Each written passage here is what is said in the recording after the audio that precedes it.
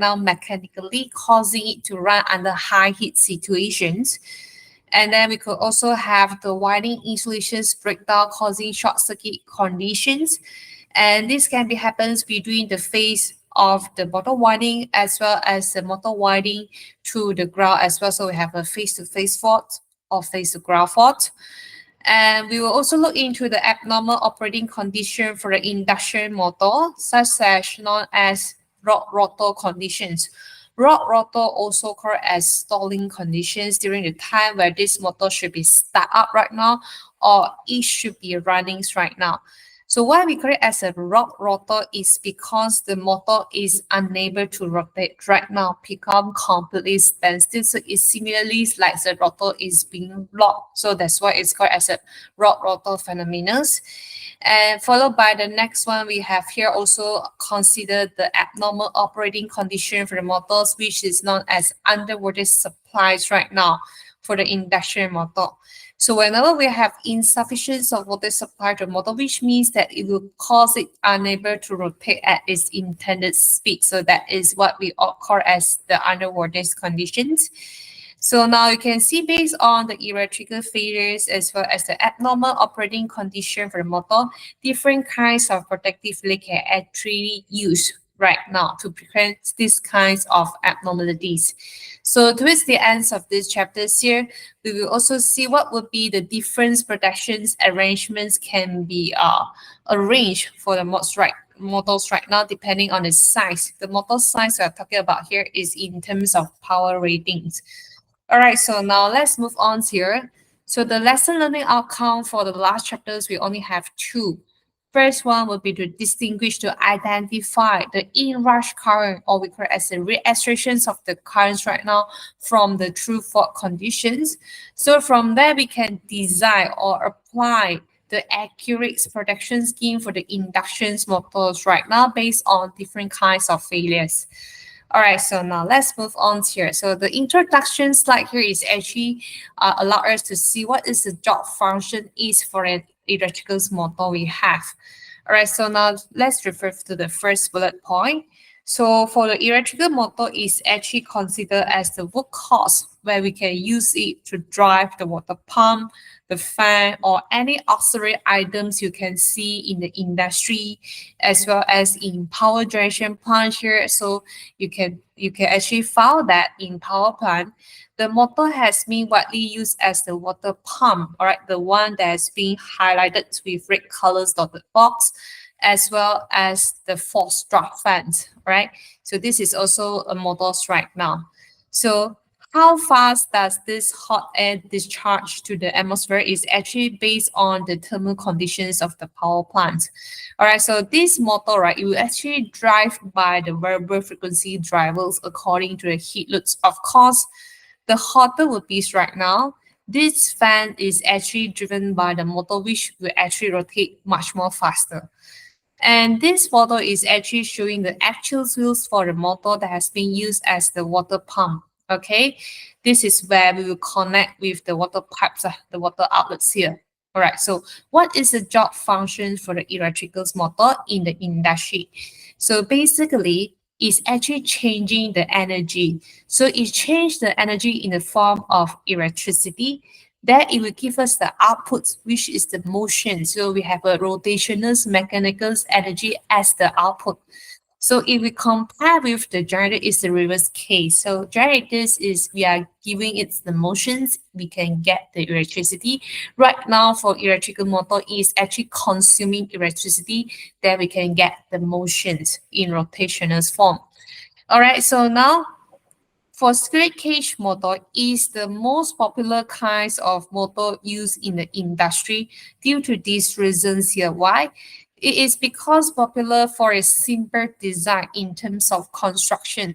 Simple, why? Because lesser components is needed for its construction. Some is very strong. And at the same time, for the squirrel cage induction motor is also very popular for a good starting and running torque characteristic.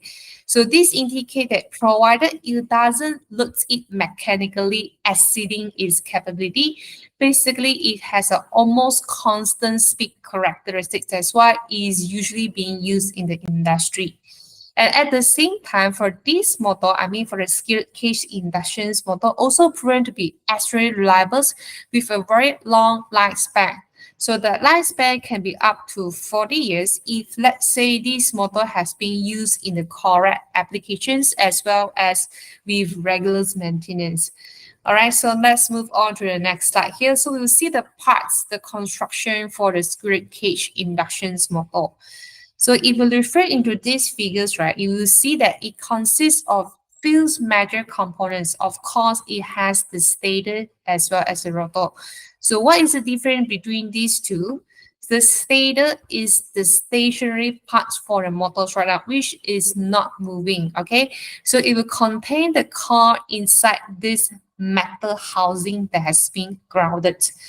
Whereby for the rotor here is the rotating parts of the motor usually will be at the center, where the rotor slot right has been designed the way it looks like the skirt cage. So if you detach this motor winding, this is actually what we call as the rotor winding. It's a winding conductor. So if you detach it from this rotor slot, you will notice that its shape looks like a skirt cage right now. That's how its name originates as the skirt cage motor. Okay, so the reasons why it's being designed in this way is because we want to achieve the smoother torque as well as to reduce the magnetic lockings between the rotor and the stators. Okay, the next components you can find will be the cooling fan. It can be using one or two plates at the both side of the motors right now. Also, usually it will be attached at the backs of the rotors, where its functions, of course, is to use to maintain the motor temperatures within determined limits. So we doesn't want to have these motors right now running high heat situations so that we can expand the motor lifespan. So we can use cooling fan for this purpose. And the next one we have here is the ball bearing. So the bearing is the mechanical components for the motors right now. So usually you will see it's connect together with the rod here known as shaft, all right? So the purpose of having the ball bearing is being used is because you want to have a smooth rotations of the motors right now. So it doesn't running with high vibrations. And you can also see the terminal box. This is where we will connect it with the three-phase voltage source. So in order to power up this motor, we will need to connect with the three-phase voltage supplies, and this is where we can do the connections. And one more component here is known as centrifugal switch. All right, so the switch, right, obviously is used to make the connection, either turn on and off the connections for the motors with the starting windings of the motor. So usually we will connect the motor with the assist startup circuitry. All right, so with such a case, we can reduce the startup current. So now once the motor has been reached its intended speed, the normal operating speed, if you want to start up the motor, we can actually disconnect the assist startup circuitry with this skirt cage motor. So we will use here, all right, to turn on and off the connections of the motors right now. All right, so this is the parts of the skirt cage motor you can see. All right, so now with the fact that the loss of the motor due to any kinds of faults can actually result the loss in terms of electricity productions or the revenue if, let's say, the motor has been used in the industry as a load for power generations. So in such a case, it's very important to apply the protection scheme for the induction motor. Now let's check out the distributions of the main cause that result the motor damage with respect to its protection functions needed in the industry, which these informations has been gathered by the ABB group. ABB is known as Asahi Base, one kind of Japanese company.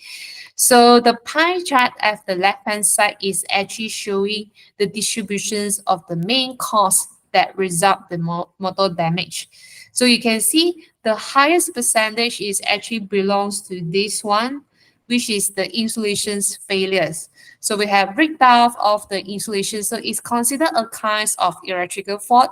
So it can give us the problems like short circuit between the phase winding of short circuit with the ground. All right. So it stand high at 30%, followed by the next one in line is at 26% here for long time overheating for the motors right now. So usually for this motor is being are operating under high heat situations is due to we have mechanically load it, all right, too much. So we want this motor drying at the loads which is unable to be drive. So it will actually cause this motor drawing much higher current from the voltage source here. So with such a case, it will actually generate overheating condition for the motor. So we have a heating motors right now at 26%. And the next one here, we have 20% will be because of the mechanical fault. So we have the bearing is being damaged right now. So the motor might be unable to run smoothly at its speed. So we could have vibrations due to the mechanical components failures. So 5% is because of we have implemented the wrong protection scheme for the induction motor, and the remaining 19% here is due to other causes. All right.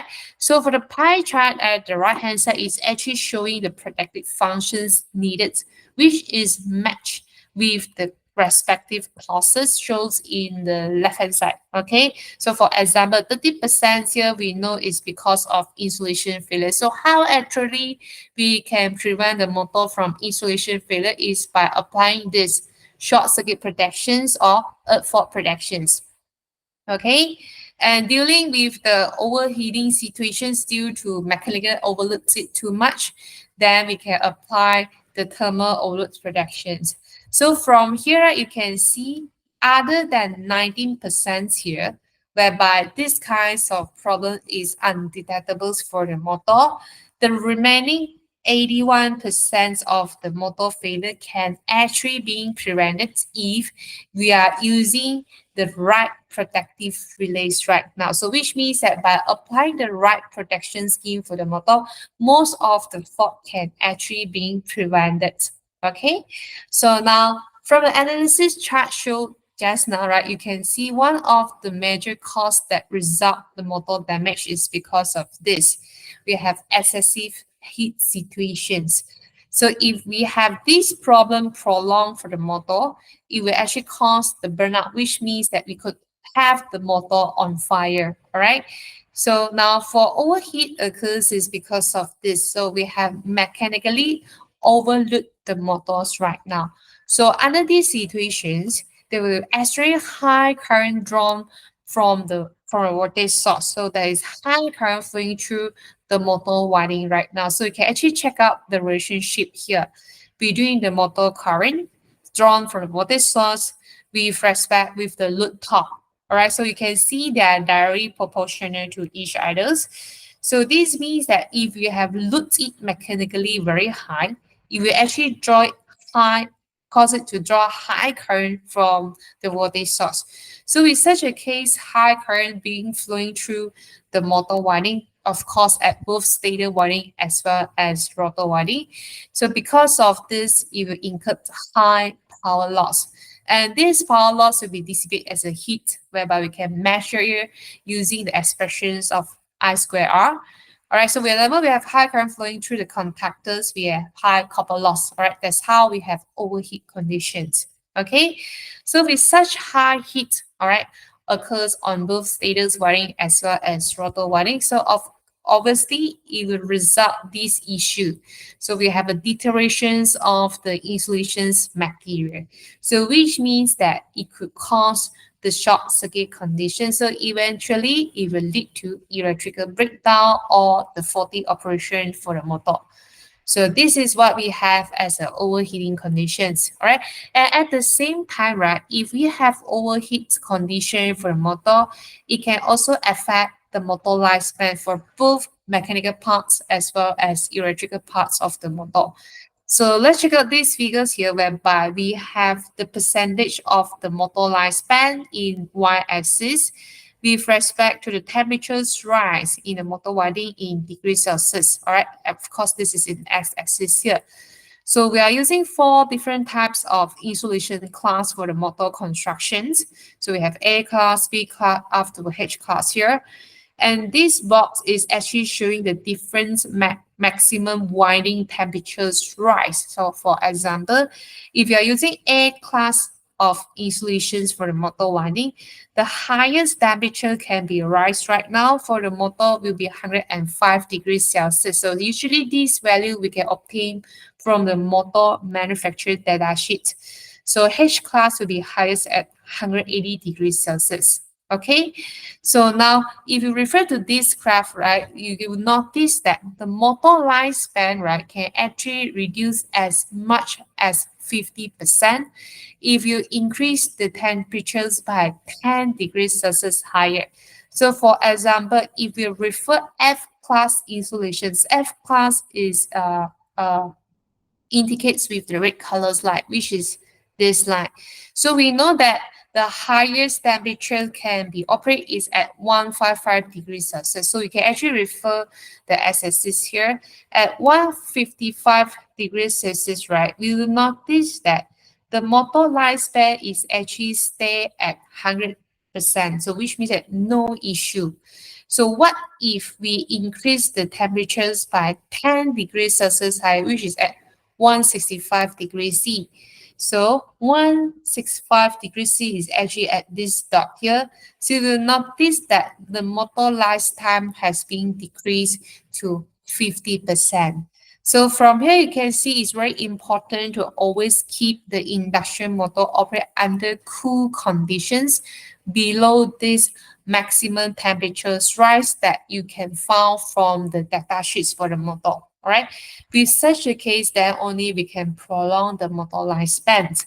Okay, so now we know that the motor is being built with both mechanical parts as well as electrical parts, right? So the conditions of these parts, right, can actually contribute as the factors which could affect the motor lifespan. So right now you can see we have two new terms here. One is known as mechanical life and one known as electrical life. All right, so it's very obvious that for mechanical life is the life of the mechanical parts for the motor. So the examples of mechanical parts for the motor we could have, for example, the bearings, the shaft, the rod, the fans, the frame, the metal housings. And its conditions is actually depending on the environment situation. For example, if we have a dusty condition or moisture, as well as it's being running at chemical situations, of course, it will affect the mechanical parts for your motors right now.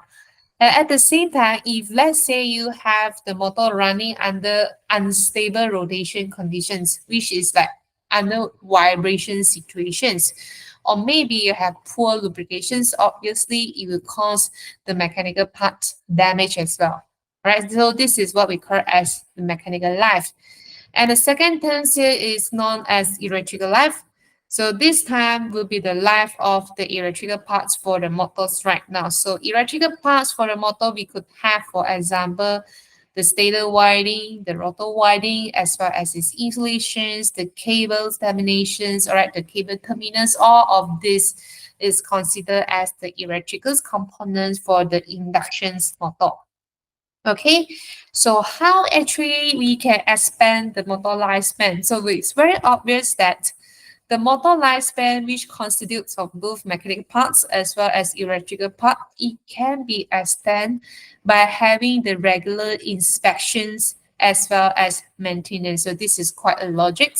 So if let's say the cable termination for the motor has been done correctly, and at the same time with regular inspections, there is extra precautions for the electrical components to be focused as well in order to expand the motor lifespan is by having the electrical life doesn't subjected to high heat situations. So do you still remember the graph we have seen just now? So with only slight increments of temperatures at 10 degrees Celsius for the motor, it can actually reduce the motor lifespan by half, which is not desired. So it's very important to ensure that the electrical components for the motor, example, the winding as well as its insulation, is not being operated under high heat situations. Okay, so now here in this slide, you can find the list of faults, or I should say the abnormal condition for the induction motor. So the first one you can see we have overloading conditions. So this is what have been mentioned just now. Because you have a mechanical load this motor too much, so it actually causes it drawing too high current from the voltage source. Whenever we have high current flowing through the conductor, what happens? We will have high copper loss, result overheating conditions, which could impact the motor lifespan. Okay, and the next one here is known as a single phase fault. So we know that we have three-phase motor, right? So if let's say one of the phase of the motor is not available, this is what we call as the single phase fault. Okay. And next one here is known as phase unbalance. All right. So whenever the three-phase motor has been looked differently for each phase, it will actually having these situations known as phase unbalance conditions. So this is same as what we have learned for the generators last week. So whenever we have unbalanced loading for the motor right now, it will actually causing it operate under three different components. The first component here is known as positive sequence components, whereby it doesn't have any big impact for the operations of the motor. Then we have another one known as negative sequence components. And this negative sequence component we have to focus on as it will affect the normal operation for the motor. And last components you can find will be known as zero sequence component, and we can ignore it as well, seeing as it doesn't causing any issue for the motors right now. All right, so that is what we call as the phase unbalance. And next one here is phase reversal. So as we know that there is a rotations directions for the motors, right? So now if let's say there's a reverse rotations direction for the motor, that is what we call as the phase reversals. So for example, the normal condition for a motor, you want it to rotate in counterclockwise direction following the phase, let's say RYB phase. So if we have phase reversals, which means that it changes direction to clockwise right now. So running at phase RBY instead in terms of phase sequence. Okay, so that is what we call as the phase reversals. All right, so next one here we have short circuits on the winding. So you know this is because of the breakdown of the insulations, it causing us to have high current flowing through the motor windings. And this one is actually interlinked to each other. So this time, the breakdown of the insulations is with the involvement of grounds right now. So we have earth fault situations. Okay. And the next one here is known as lock rotor and stalling condition for the motor. So now whenever you initiate the startup for the motor, right? If let's say the motor refuses to start, or example, it is able to start, but it's running at a very, very slow speed, which is much lower than the normal speed value. These situations we will call it as lock rotor conditions. And the last one here is the insufficiency of voltage supply. So if you have low supply to the motor, what happens? The motor is unable to run at its speed. So that is basically the different kinds of fault you can find for the induction motor. And next slide here is showing a list of relays, all right, where we can use as the induction motor production scheme for different kinds of faults. And it's actually offering this sets of features. So of course, thermal protections here, this is linked to overloading condition. All right, stopping the motor running high heat to expand the motor lifespan. All right, so we'll talk about this in much more details later. And next one here, we have extended start protection. So now this is the protection scheme whereby apply for the motor that fails to start up right now. So there's a need to disconnect this motor if let's say the motor is taking too much time for it to start up, which is more than the allowable safe stalling times. So during this moment of time, whenever we power up the motor, we know that the motor will draw much higher current from voltage source, right? So that is the durations we create as a safe stalling time. All right, so where this motor is allowed to draw these high currents without being damaged before it successfully start up. All right, so this is what we call it as a extended start protection. And this is actually linked to this protection scheme here known as numbers of start limitation. So which means that you set the numbers of trial for the motors right now whenever you want to start up. So for example, you give it five numbers of try. So if it's exceeding 5 times, it's time to trip this motor because it's unable to start up right now. Okay, so that is what we know as the numbers of start limitations.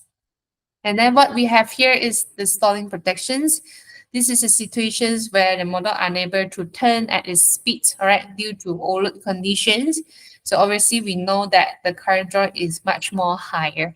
So we will need to limit this high currents here, and we will also discuss this in much more details as one of the protection scheme as the subtopics later.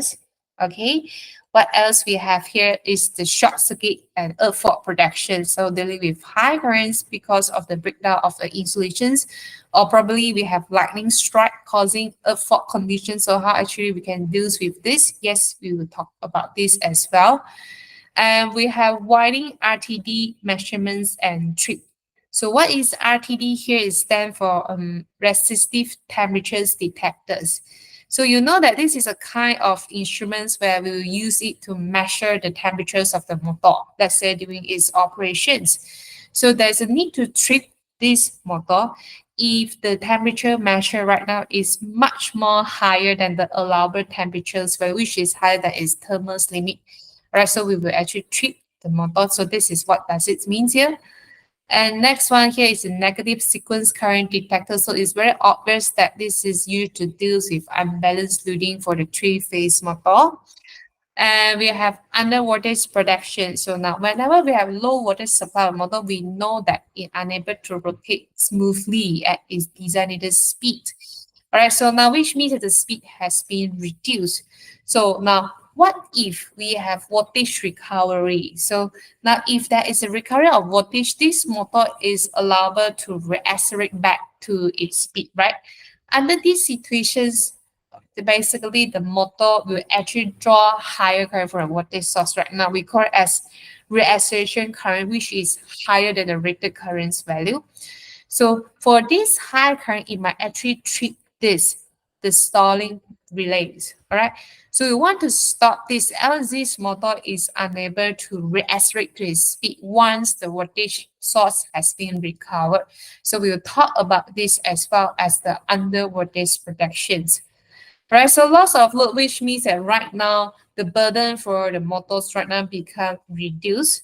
So which means that the motor is actually rotate much more faster. So it can actually cause the mechanical components damage because the motor is not designed to run such high speed. Right. Then we also have loss of supply protection. This is actually linked to under voltage protections. We might have one of the phase for the voltage source right now is become up. Right. So we could have up or step protections as well. So this is because we have server disturbance in the networks. It can actually causing the motors right now become out of sync. We can actually apply this. And the last one here is auxiliary supply supervision. So basically this one is interlinked to each other under voltage as well as loss of supply to ensure that the voltage supply is always sufficient for the motor operation. So you can see that we have a lot of different protection scheme can be implemented for the motor, but we will only focus on those which is very crucial to be applied for the normal motor operations. All right, so the first one we'll start to talk about will be this thermal overload protections.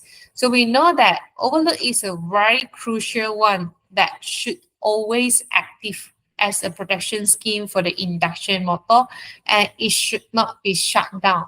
So whenever we want to design thermal overload protection, all the thermal process for the induction motor has to be considered. For example, during the motor startup time as well as running time under different conditions, like at normal conditions, under older conditions, even at a standstill condition, all of these should be considered during the developments of the thermal overload protections. Okay, so we know that we have to ensure that the motor is always running within its thermal limits, right? Which we can obtain from a motor data sheet. So with such a case, some of the earlier design for the motor protective rate is designed in a way to protect the motor against overload conditions. How? By ensuring that it doesn't drain too high current from the voltage source, which is exceeding the rated currents value. Okay, so with such a case, the relay will keep on monitors the current drawn from the voltage source. So if let's say the drawing current right now is exceeding the rated currents value for certain durations of time, there's a need to trip this motor, right? So now it's very important to take so that obviously the higher the overload current, the shorter the time for it to stay within the motor winding before the disconnection, I should say the tripping occurs. Okay, so now basically the protective relay has been selected in a way to ensure that the motor always running under the predefined thermal limits of the motor. So let's check out these figures here. It's actually showing the thermal limit curve for a motor where y-axis is showing the time for a motor associated with the stated current in x-axis. So now ideally the curve will consist of the motor running at three distinct conditions, all right, which is under both hot and cold temperatures. We have the motor under overload conditions, followed by we have the motor under rod rotor conditions, or we call it as the stalling conditions. And the last one here is the motor that is accelerating, or we have the motor during the starting time. Okay, so you can see that 1, 2, 3, 4, 5, 6, 6 different thermal limit curve labeled with the alphabet A, B up to F here. And here is showing the legends. Okay, so now you might notice that we have hot, cold for different thermal limit curve, right? So for this hot and cold is actually indicating the temperature difference whenever the motor is running. So for example, for the cold motor, is the motor that has been stopped for some time and its temperature has been settled down to the ambient temperatures value. Whereby for the hot motor is actually defined as the one that's been running for some time and its temperature has reached the rated temperatures value. Okay, so from here you can see, right, for larger size of motor, there will be two different accelerations curves. All right, one is with 80% of voltage supply. The other one is with 100% of rated status voltage supply. So what is this acceleration curve here is labeled as E and F is actually indicating the amount of currents needed, which is drawing at the status, right, associated with the time for the motor accelerate from stop condition to normal running conditions. Okay, so now E is for 80% of voltage supply, F is for 100% of voltage supply, right? So if you're comparing these two acceleration curve, right, it's obviously that the motor with 80% of water supply will take much longer time for it to start up, accelerate from stop to normal running condition as compared to this one, which is F with 100% of water supply. Okay, so now the relay can be used in the way where we can try to match with this thermal limit curve for a motor running at different conditions. So let's see these figures here. So whereby the dotted line is actually showing different types of relay we can use, okay? And solid line here is actually showing this is for motor thermal limit curve, right, during running conditions, and this is the motor starting curve. Okay, so now you can see, right, for thermal relay with NC codes of 49, this curve, right, the characteristics of the thermal relay has been chosen in a way matching with this motor thermal limit curve. Why? Because it's actually slightly lower down this solid slide here. The reason why is because if we have any operations higher than this solid line, right, which is the thermal limit curve, we will actually having a overheating condition for the motor. So it will cause the breakdown of the winding insulations. All right, so you can see it's trying to match with this thermal limit curve. Then we have another relay here. Okay, so this is with the NC codes of 50. So you know that this is overcurrent relay. So for this in-series overcurrent relay is being used to protect against the short circuit condition for the motor winding. Okay, and one more here is with this NC codes of 51 is an inverse time overcurrent relay. So this inverse time overcurrent relay has been applied as the lock rotor protection. So it's actually trying to match with uh these two lines, but it's not being shown here. Okay, so this how to say the inverse time overcurrent relay yeah, is actually trying to match with this either C or D line here, depending you are having the hot motor or the cold motor. All right. So now we'll see in much more details for the thermal OLED protection in the next slide. All right. So now we know that OLED can cause high temperature for the status winding. So let's check out the figures at the left-hand side here. So whenever we have temperature rise, so we can actually monitor it by using these three PTC sensor. And this PTC sensor will be attached at each phase of the motor. All right, I should say the phase of the motor winding, status winding.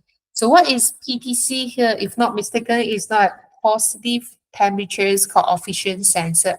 So it's a kind of a thermal instrument, all right? So we can use to measure the temperatures, but this method is only suitable if we have small to medium size of motor, all right? So due to the insulation considerations, the usage of these thermocouples here at each phase of the winding is not suitable for higher voltage motor, which is with much higher power ratings, right? Beside this, let's say we have electrical fault, or I should say after the motor that has gone through the fault, this fault might actually cause the damage to these three sensors right now. So as a result, we could incur high reparation costs for this thermocouple. So usually thermocouple is very expensive. So because of this, we will not using this method. So how actually we can deal with thermal over condition for larger size of motor? The other way is actually monitoring the phase current instead.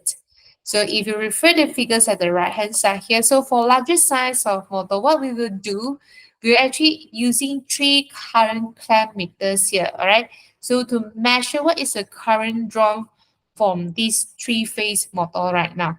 All right, this is because the temperatures can be determined by using the copper loss as well as the iron loss. So we know that whenever the current flowing through the conductors, it rejects the copper loss, right?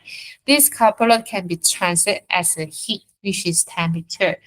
So with such a case, we can actually evaluate the motor supplying current through the motor supplying leads here to see if we have thermally overlooked these motors right now for larger size of motor. Okay, so now we will start to talk about the non-true fault condition for the motor, which is known as motor inrush current. So what is actually motor inrush current here is actually defined as the surge current like this. And this is only occurs if we have the motor is being switched on. So it start up the motor, right? And this current is actually exceeding the rated current value, or I should say the full current value for a motor. So let's check out these figures here. It's actually showing the motor current drawn in y-axis with respect to motor operation time. Okay, so we know that for the motor, it actually requires a minimum current to be supplied in order to start up. All right, else it will be completely standstill. So this is the minimum current you need to supply. Okay, so now after you have connect it or you have energized this motor with the voltage source with the sufficient current to be supplied, so we will notice that the motor is actually drawing much higher current, right, under these situations, which is comparatively higher than the full current for a specific durations of time in order for it to accelerate to its desired speed. So we call this higher current here as the inrush current or re-acceleration current. If, let's say, the motor has been started up successfully, but because of the insufficiency of water supply, the motor speed drop. So once the water source is recovered, right, so the motor will need to re-accelerate. So now during this moment of time with much higher current drawn from water source, we call it as the re-acceleration current. Okay, so for these magnitudes of the inrush current is actually different. It's not fixed at certain value. It's changed based on how you design the motor as well as how you start up the motor. So if you start the motor directly online, which means that you connect with the motor, so obviously the inrush current will be much more higher as compared to those motor has been connected with the soft starter, which is the motor assist startup circuitry. All right, so this motor starter here, or I should say the soft starter, is being used to reduce this inrush currents value, or I call it as the starting current for the motor. Okay, so after this, you will notice that the current will start to drop. All right, so whenever the speed of the motor increase, the motor currents will actually fall back to the nominal currents value. All right. So once the speed has been stabilized as its intended speed, so here the current is the rated current value. Okay. So after it's reached this state, right? So for any subsequent rise in currents right now from the voltage source, which is higher than this line, is showing that we have overload conditions. All right. So now this motor operating conditions is considered as the faulty conditions. Why? Because we have high fault current. So as a result, usually we have the relays being set according to this line. So we could have this line here as the overload pickup currents value. Okay. So now from here you can see, right, the increase of current from the voltage source for the motor is not necessarily considered as the fault. Okay. So we could have two phenomena of the increments of current for the motor. So one of it is during the motor startup time. Okay, so let's say we have the motor start directly online. DOL here is a short form for directly online. So you'll notice that the startup current rate can reach up to 4 to 8 times of the full current. Okay, but if let's say you have connect the motor with star delta starter, all right, this is the motor startup SC3 circuit. So obviously the startup current will actually reduce. All right, so if we add 1 to the square of 3 of the startup current, which is start directly online.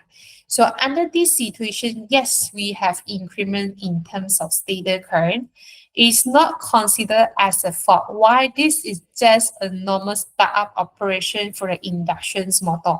So we are actually having the healthy motor.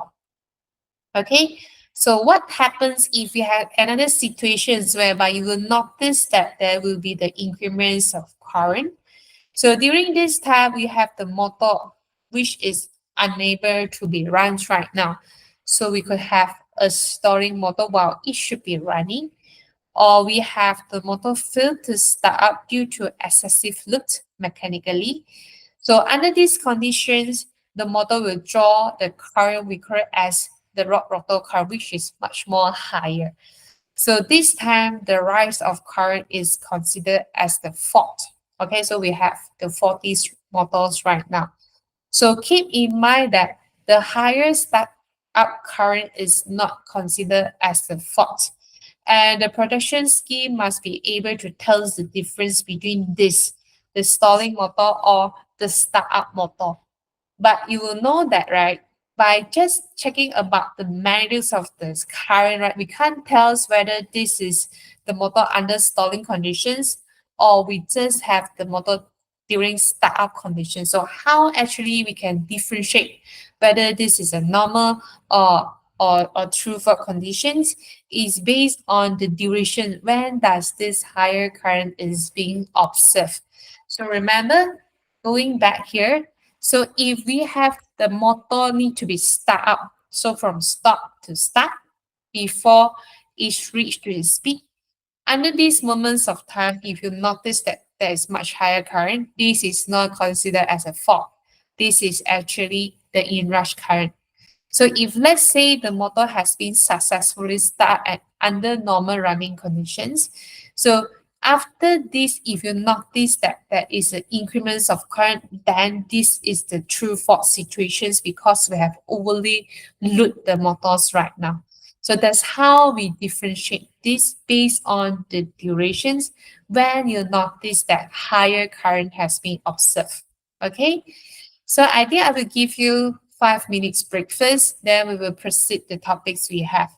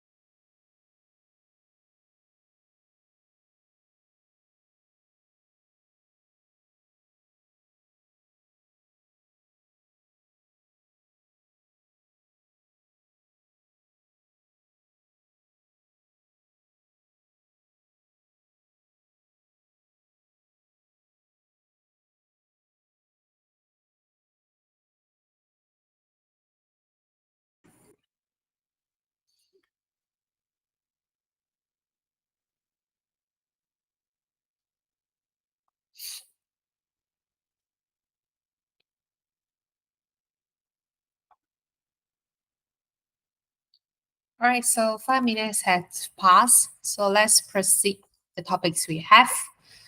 All right, so just now we have started this slide whereby we have see the function of the induction motor in the industry, as well as we have noticed that square cage induction motor is the most popular one to be used in the industry. Why? Due to its design, lesser components, strong constructions, all right, with a good starting and running torque characteristics. We also have looked into the distributions of the main cause that result the motor damage, and it found that most of the motor failures can be prevented with the proper usage of the protective relays. And just now we also have gone through the thermal overload protections where we can apply to the induction motor so that we can expand the motor lifespans. Okay. And just now we have stopped here talking about the motor inrush currents, whereby this is considered as a normal behavior for the induction motor, whereby the protective scheme applied should not treat this thing as this is the normal operation for a motor. Okay, so now we will move into the next protection scheme that can be used for the induction motor, which is known as stalling protections. So for this stalling protection is needed to apply for the motor during these two situations, during the starting time as well as running time. Why? This is because there are two phenomena that you will notice as the rod rotor conditions. One is during the time whereby the motor should be start up. All right, so you'll notice that we have a stalling conditions. Right, so during these situations of time, once the motor has been energized, which means that it's supplied with the voltage source, the motor fails to start up. So this is the first stalling condition you will notice during starting time. The other stalling conditions whereby you can observe for the induction motor whereby the motor should be running. So which means that the motor unable to accelerate to its speed or it become completely standstill during running conditions, I should say during running operations. All right. So this is the another stalling condition you will observe for the induction motor, and it should be during the running time. Okay. So there are multiple causes that resist the motor fails to accelerate to its speed due to these four reasons here. First one obviously is because of we have low water supply. All right. So other than this, right, if you have low water supply, what if we have loss in terms of supply as well for one of the phase? So one of the winding become opposite, so we have imbalanced water supply for the motor. So it will actually cause the motor fail to accelerate to its speed as well. All right. And the next issue here could be due to we have a mechanical parts problems. So it unable to rotate smoothly. Yes, it can cause the deaccelerations. And the last common reasons why we have the motor fail to accelerate to speed is because of this, all right, excessive of root torque to the motor. So you have been overload the motor mechanically. Obviously, the motor unable to be run at its speed. All right, so this is the four reasons why we have this issue. All right, so now under lock rotor conditions, as being always mentioning, so there will be large currents being drawn from the supply. And of course, whenever we have high current drawn, there will be excessive heat generated within the motors right now. All right, so for typically the motor that fail to start up, you will notice that the heat generated for the motor winding could be reached up to 10 to 15 times higher as comparing to normal conditions. And these situations is getting even worse. What if we have the motor which is not rotating at all? So it's completely standstill due to any reasons. So in such a case, there's no cooling effect coming from the rotations. So which means that we can have even more heaty motors right now. So obviously, whenever we have high temperature jet, so the insulations can actually become damaged for the windings. So this winding damage can be happens either at the stator side or at the rotor side. If let's say the temperatures right is exceeding its thermal limit. All right, so now It's very important to apply the stalling protections according to these two phenomena. So let's consider the one during the startup time first, whereby we have the situations where the motor is taking too much time, excessive time for it to start up. Okay, so for this stalling protection, it should be only activate whenever we have the motor that has been how to say, based on the motor speed lah, as well as the time delay. If let's say we have taking too much time for it, exceeding the safe stalling time for a motor that you usually can be obtained from the motor data sheet that indicates right now we have rotor conditions. So depending on the starting times required, the way to apply the stalling protections might be slightly different. So for case one is the motor that is taking too much time for it to start up, but is less than the safe stalling times of the motor.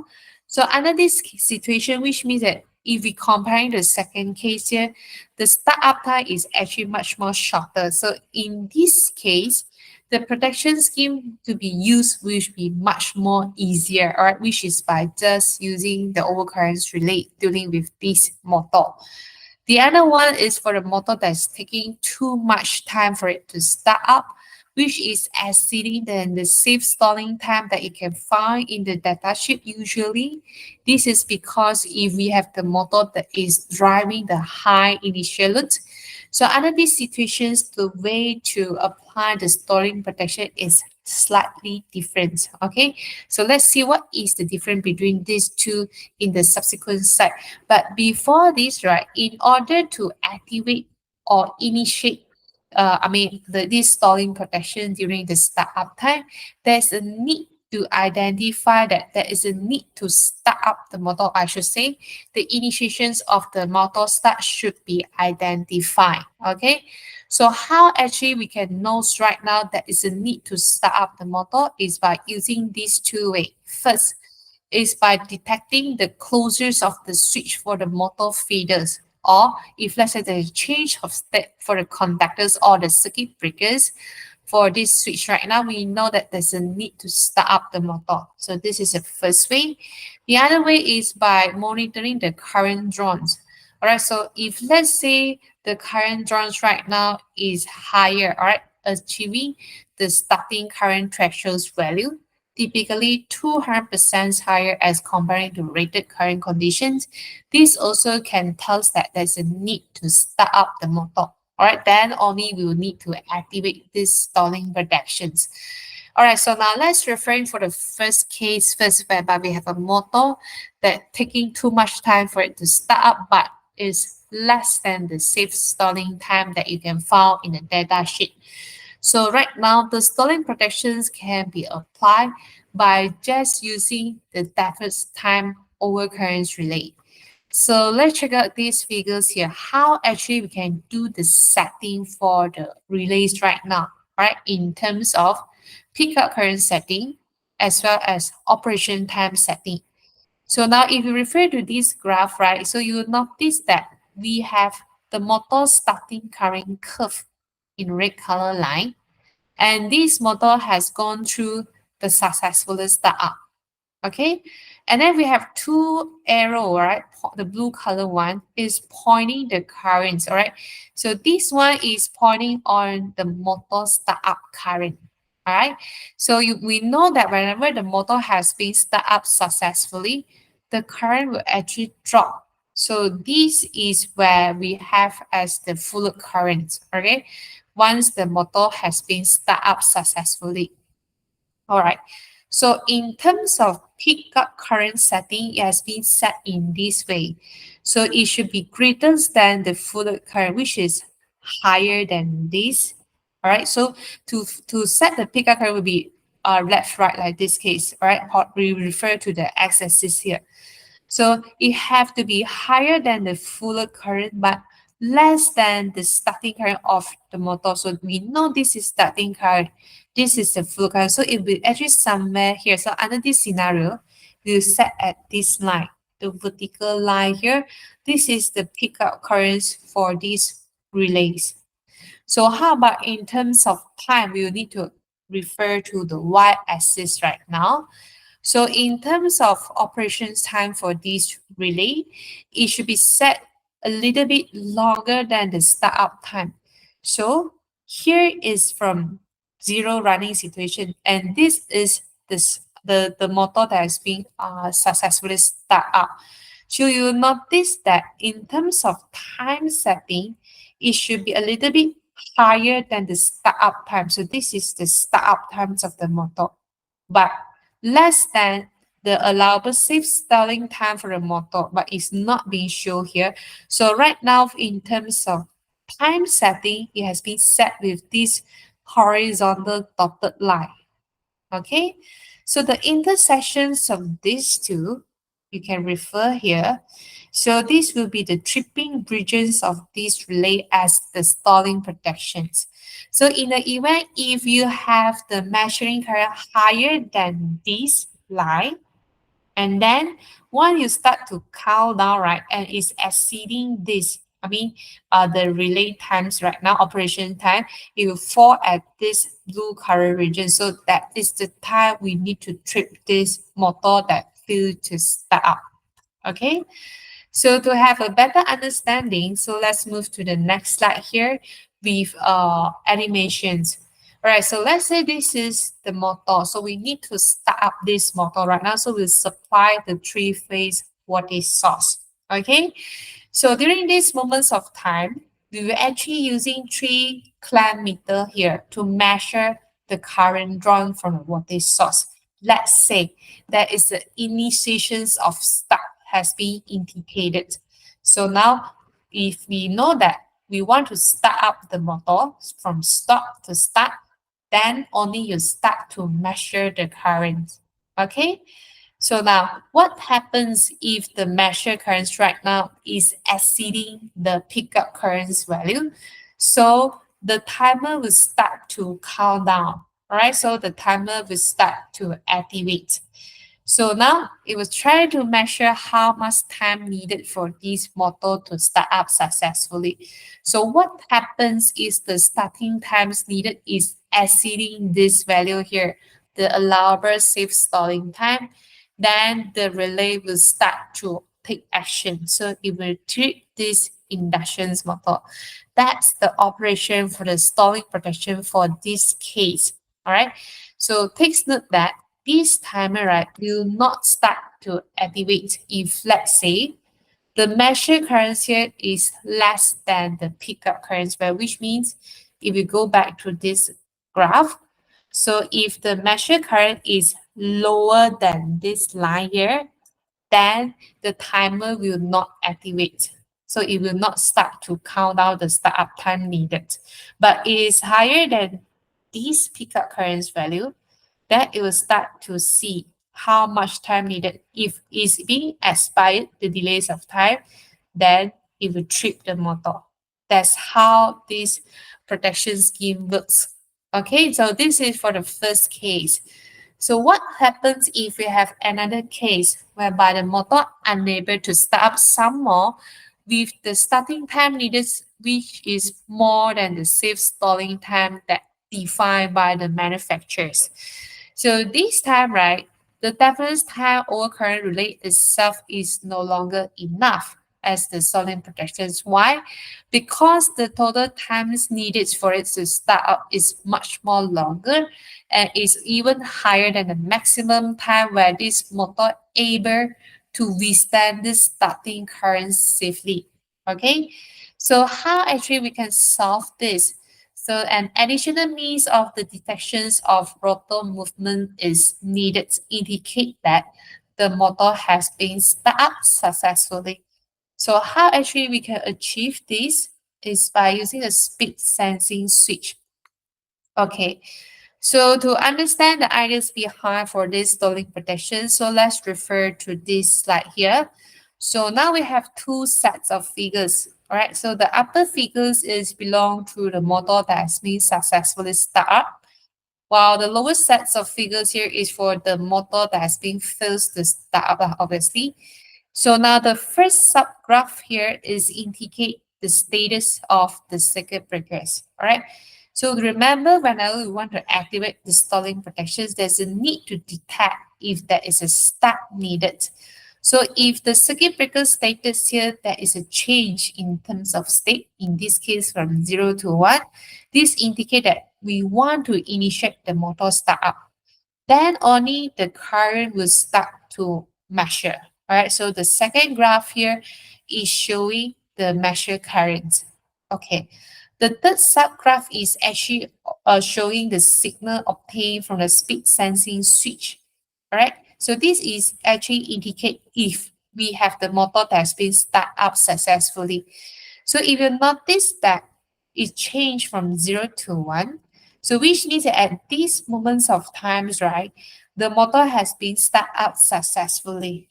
Okay, so under these situations, the last subgraph here is indicate the tripping command from the relay.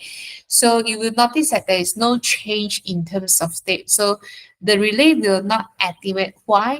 Because the motor has been start up successfully. So this is for the situations that if there is no issue for the motor. All right, so what happens if we have these situations? Okay, yes, change in terms of states for the circuit breakers. We know that there is a need to start up the motor. Then only current start to measure.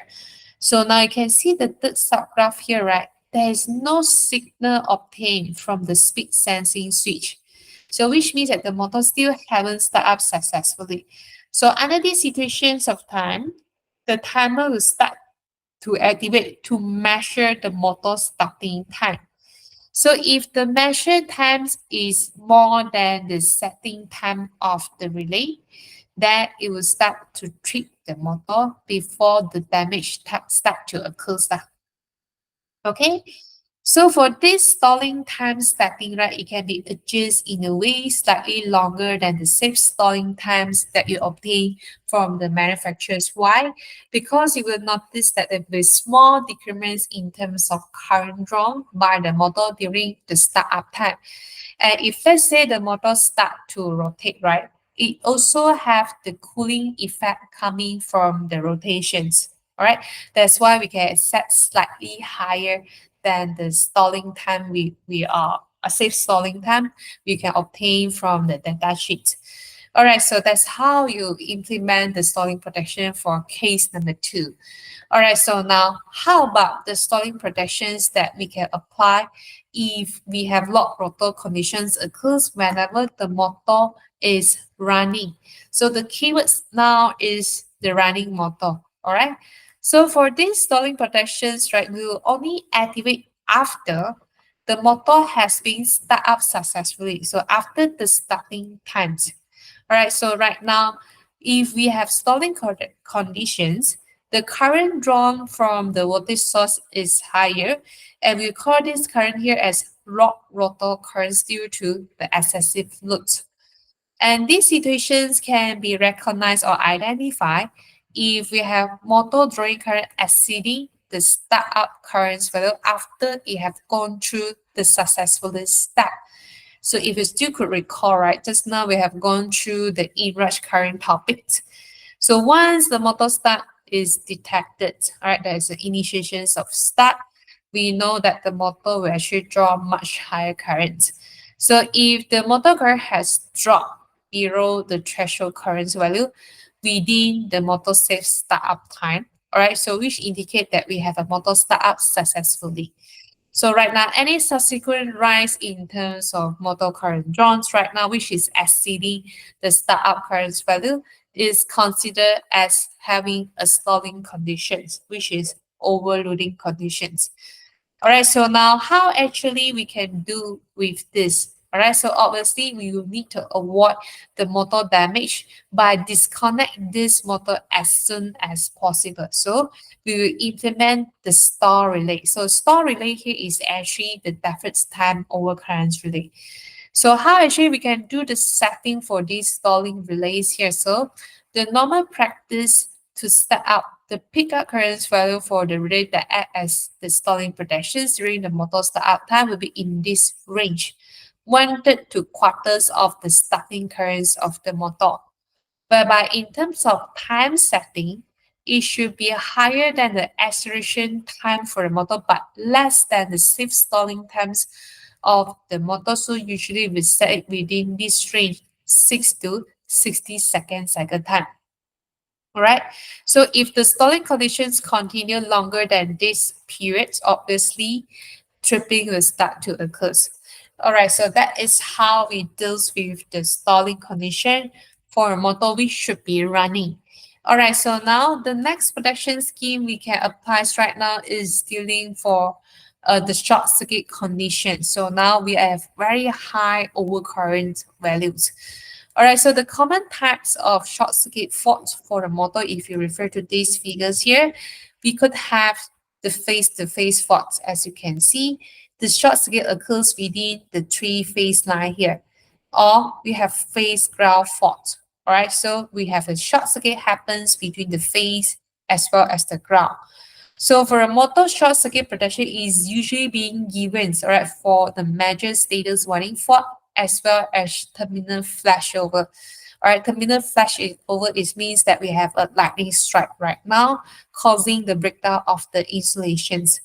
So with the fact that we have really strict amount of insulations being implemented between the phase winding, so for the face-to-face fault is rarely occurs. Okay, seeing as you can notice, the status winding is actually complete and closed within the metals housing that usually being grounded.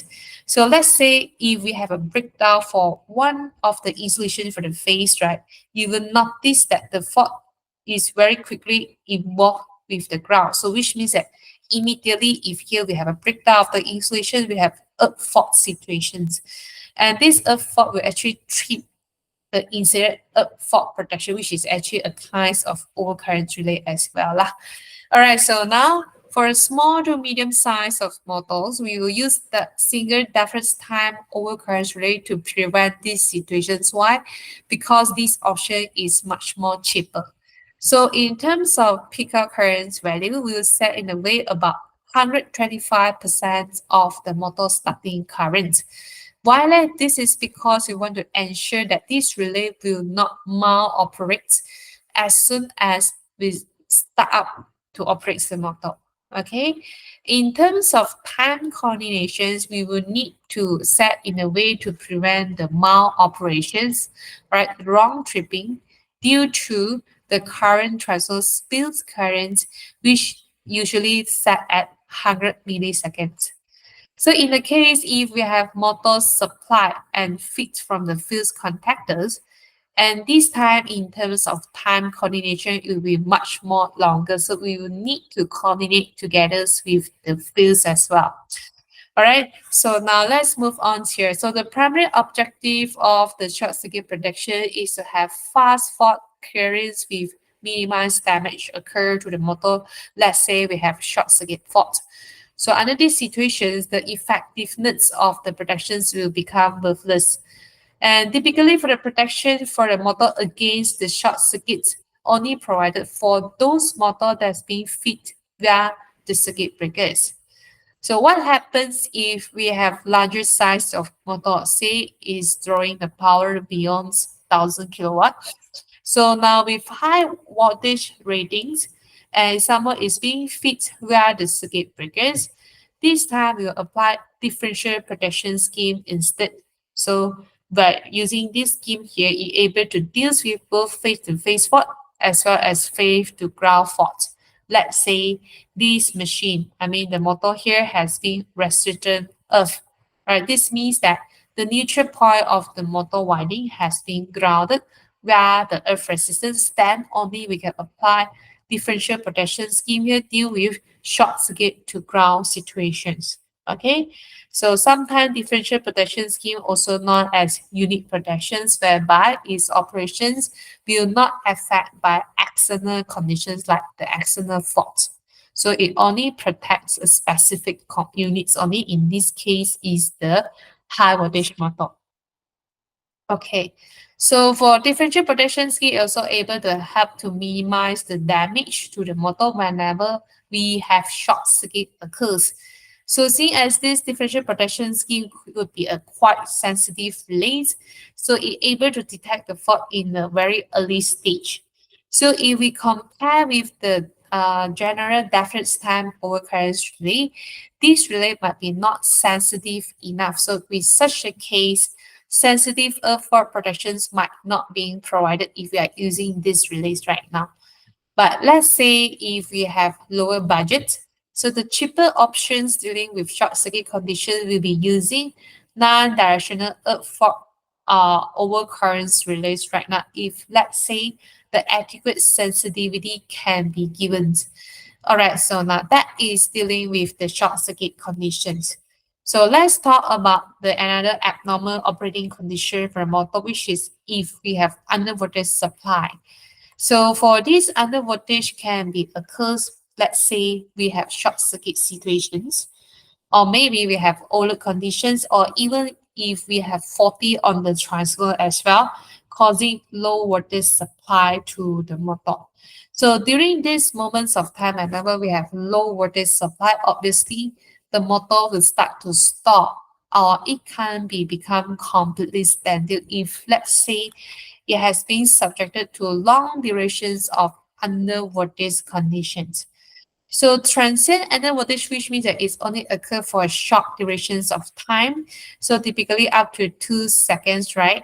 So with this case, right, the activations of under voltage protections will not be activated. All right. So now if let's say we have recovery of the voltage supplies right now, so this motor is allowed to re-accelerate unless the supply right now is too weak for it.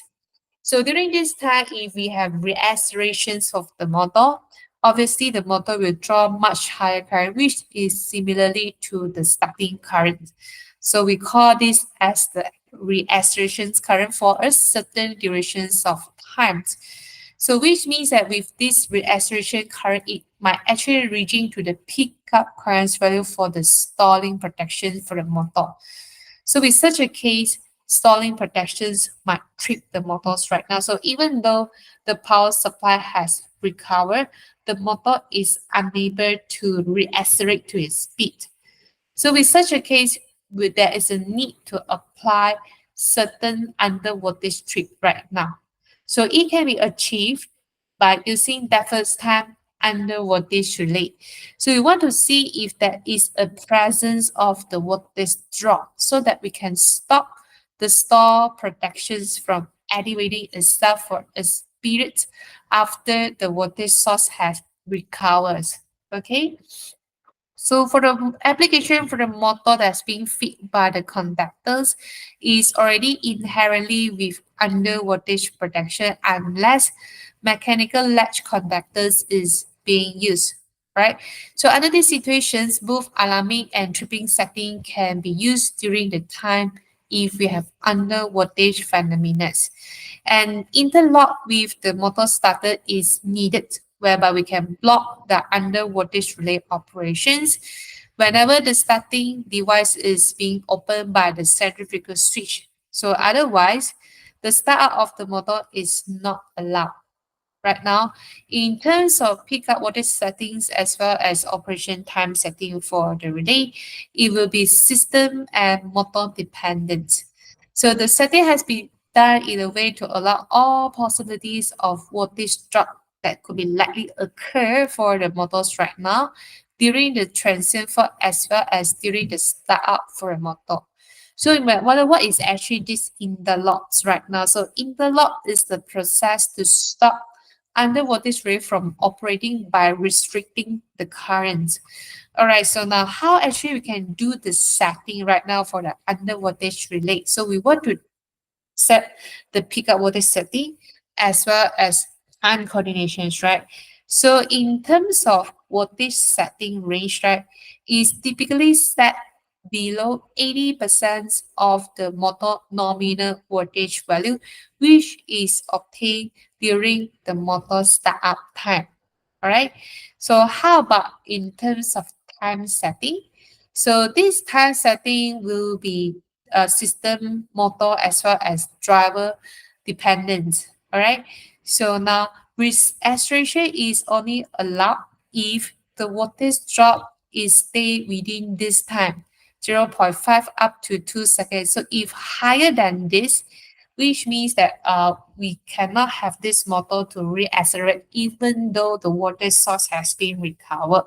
So usually for a time delay, it should be set in a way to override such voltage drop situations, right? So that is for under voltage protections. So now let's move to the last topic here. So we have complete different protection scheme for the induction motor, but the amount or the types of the protection scheme to be used for the motor is actually highly dependent on these three factors. First is how important would be for these motors right now. Secondly, what would be the potential danger faced by this motor? Usually is depending on the size of the motor. So it's very obvious that for higher ratings motor, the more danger will be if let's say we have fault situations. Why? Because the fault current is much more higher. The last factors here is due to the types of duty, or I should say what kinds of loads that's been connected to these motors right now. So based on these three factors, we can determine how to apply the protection scheme. All right. So let's see this example here. So if we are referring the size for the motor, so let's say we have lower power motors right now, the field protections will be enough. All right. So let's say this motor is used to drive the unimportant load. For example, the household applications like the juicers, the blenders is actually using the motor, the single phase motors right now. So now you can check out this diagram here. It's actually showing this small size of motor where the fuse is being connected in series with this thermal overload relays, all right, so that it can trip this motor if we have overload conditions. All right, so now in this slide, you can see we have one tables where we can actually refer to choose the suitable fuse ratings, all right, for the motor protections with different power rating with the same voltage supply at 450 watts, the line to line voltage. All right, so depending on where you want to install the fuse right now, the fuse locations, if you want to have these fuse here protect against overcurrent situations at the three-phase winding, then the fuse rating has to be chosen according to the columns here. Okay? Or if let's say you want to apply the fuse during with the stalling condition, let's say during the startup time, then we will need to refer the fault column. This fault column only used if we have the motor start directly online. Okay. The last columns here is used whereby we want to apply the fuse for the motor with assist startup. So if you're comparing the fuse rating, like obviously the fuse rating used for these kinds of model is much lesser for the one that's being start directly online, seeing as the assist startup here used to reduce the startup current. And also obvious that if the motor rating increase, the fuse rating will be increased as well, the one to be applied. Okay, so this is for the unimportant loads that has been connect with the low power ratings motor. We have another way as well, not only using the fuse for small size of motor, we can also use this, what is known as thermomagnetic interrupters, together with this thermal overload relays. So we call this as low voltage breakers protections. All right, so for these interrupters is contact, right? It's actually mix of thermal sensitive materials. So whereby its contact will start to open if high temperature is being sensed due to high current flow coming from the fault. So it will cause the expansions of the contact. Right, so with such a case, this is the basic functions of the low voltage breakers protections. So if you actually set in a way in terms of thermal is below the model prescribed temperatures limit. Okay, so now how about for larger size of motor? So let's say is having the power rating up to thousands horsepower. So this model you can usually find in the industry. So this time we'll use a more complicated production scheme instead. So it's a digital kinds of relays. So now we have three-phase motor, this the motor winding. It has been connected in wide connections with neutral point connect with the ground via the earth resistance. So we will need to supply these motors here with the voltage source, right? So we will actually measure the current as well as the voltage. So we use three-phase potential transformer or the voltage transformer as well as this current transformers here and feed this value to these digital relays. And at the same time, we also use this CBCT here. It stands for core balance current transfer, is not mistaken. You can see that it's a ring type current transfer where we can use it for earth fault protections, right? So measuring the earth fault current. Right now, based on the measured current as well as the voltage from this three-phase winding, so if let's say there's any fault occurs such as overcurrents or a fault conditions, stalling conditions like overloading conditions for the motor and much more can actually being prevented by using these digital kinds of relays. All right, so now here is actually showing the protections arrangements for these digital types of protection scheme that used for large size of motor. So together with its NC code. So we know that 49 is for thermal overload conditions, 51 is actually overcurrent relay for both short circuit and lock rotor conditions. So whenever you see with alphabet G here, you know that it's still being with a fault conditions.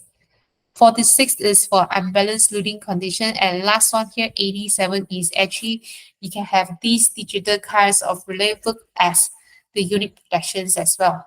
Okay, so with such, we have complete everything for chapters 10. All right, so do you have any questions before I end the class?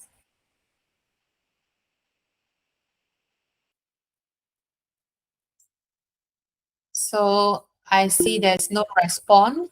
So for information, this Wednesday we will have class. If not mistaken, the class will be at block PA, not at block M. So you need to check the timetable.